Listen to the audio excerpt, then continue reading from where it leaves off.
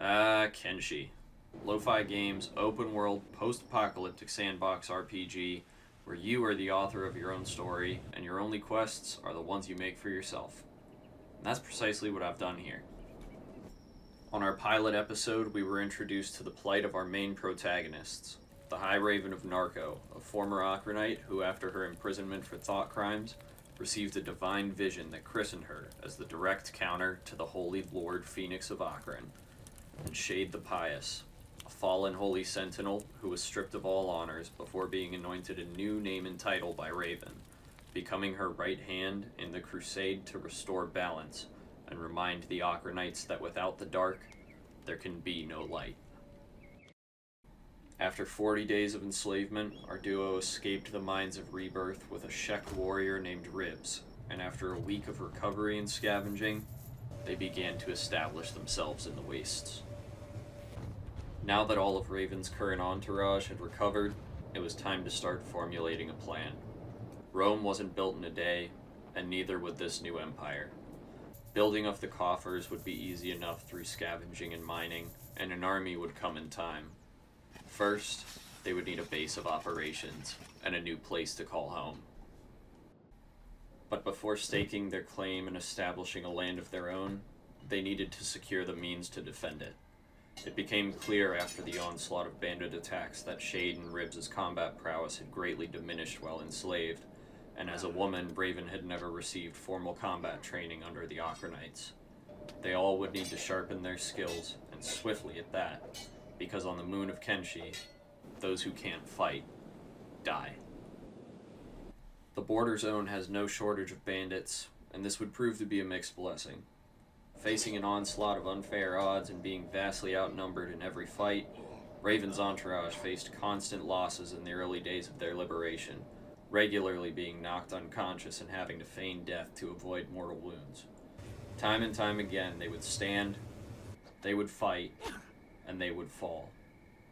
But failure makes an excellent teacher, and each time they were beaten into the dirt, they would rise up stronger, tend to their wounds, and bring the lessons from their losses into their next skirmish. Through the mining of ore and selling off the gear from fallen bandits, the entourage earned enough cats to purchase the deed to a longhouse in the hub, establishing a temporary base within the relative safety of the walls. Following some much-needed repairs and renovations, they now had a safe place to store their surplus as they searched for where to take root and grow the rebellion in earnest. But before that could truly be achieved, they would need more manpower. And fortunately for them, some reinforcements were already on the way. In the last episode, you may have noticed that there was a squad member that we never actually saw, named Hand. Hand had been a part of the initial escape from Rebirth, but had fallen just outside the gates and was recaptured. Fortunately, this served as a bit of a decoy for the rest of Raven's entourage, but Hand remained imprisoned.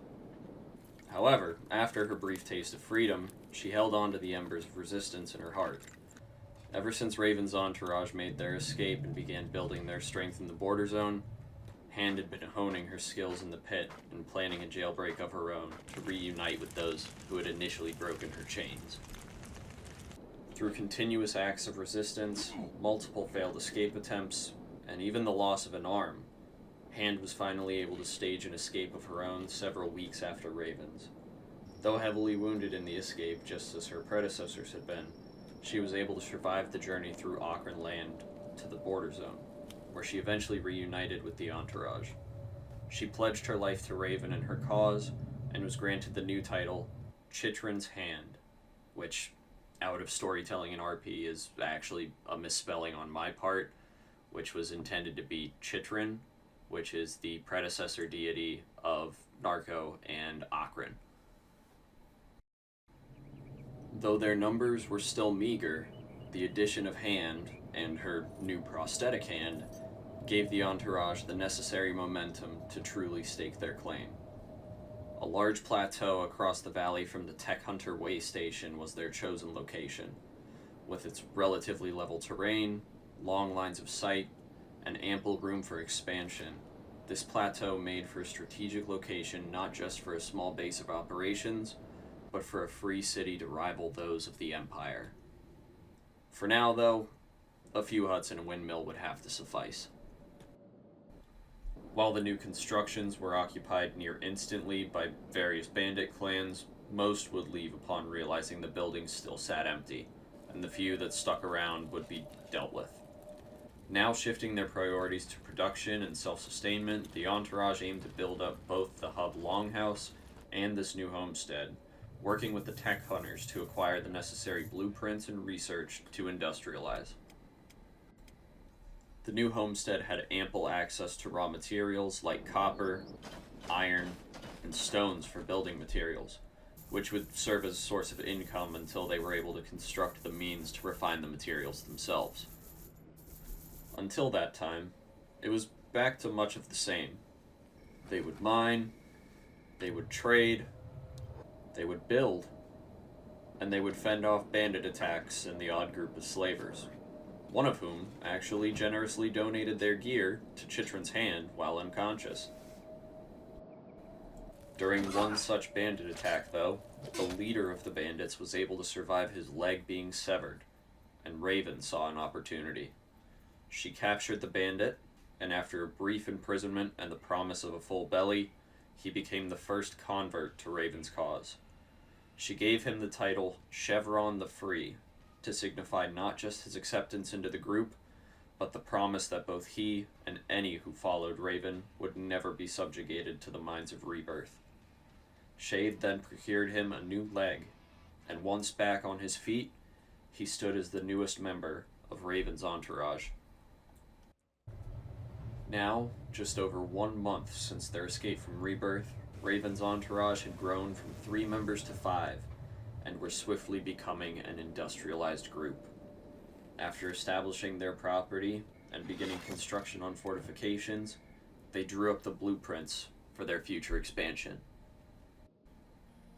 While construction progressed, they continued to research the necessary technologies to further develop their industry, thanks to the textbooks produced by the tech hunters. These books and building materials are not cheap, though, and since they were not yet fully self-sufficient, Shade ventured out on a scavenging run to the east to hunt for higher value scrap. While scavenging through an abandoned holy mining camp to the far east of Skinner's Rome, Shade saw dark clouds on the horizon, the signifier of the legendary Deadlands, a region covered in constant acid rain and shrouded in mystery. He made note of the proximity and then returned home with the plunder, as opposed to making an excursion unprepared. Before anyone could launch an expedition, though, they would need to resupply. Their food stores were barren, and even with the goods scavenged by Shade, the coffers were running dry. The entourage made for the hub to continue improvements on the longhouse and to stay close to the trade routes and active taverns to replenish their stock of food. After several days of recuperating, the entourage returned to the huts to continue their work.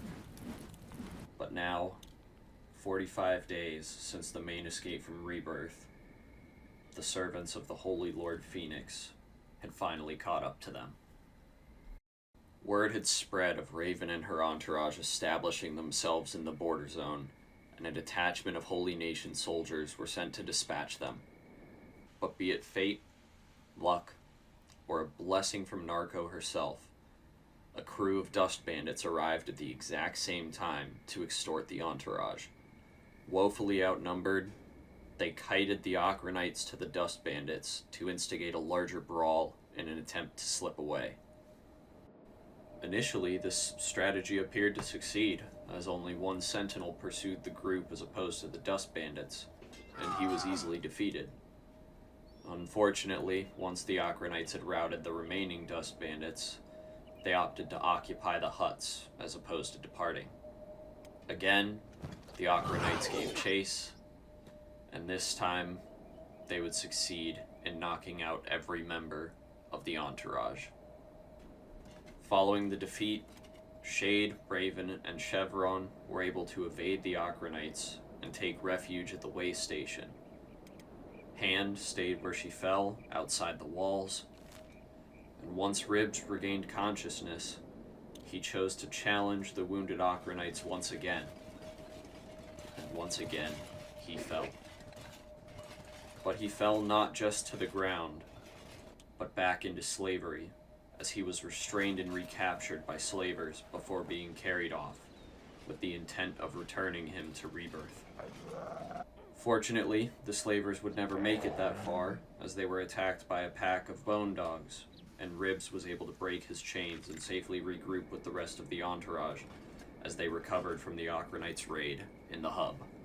In the wake of the Holy Nation attack, the vast difference in skill between a handful of random bandits and the soldiers of a standing army became clear.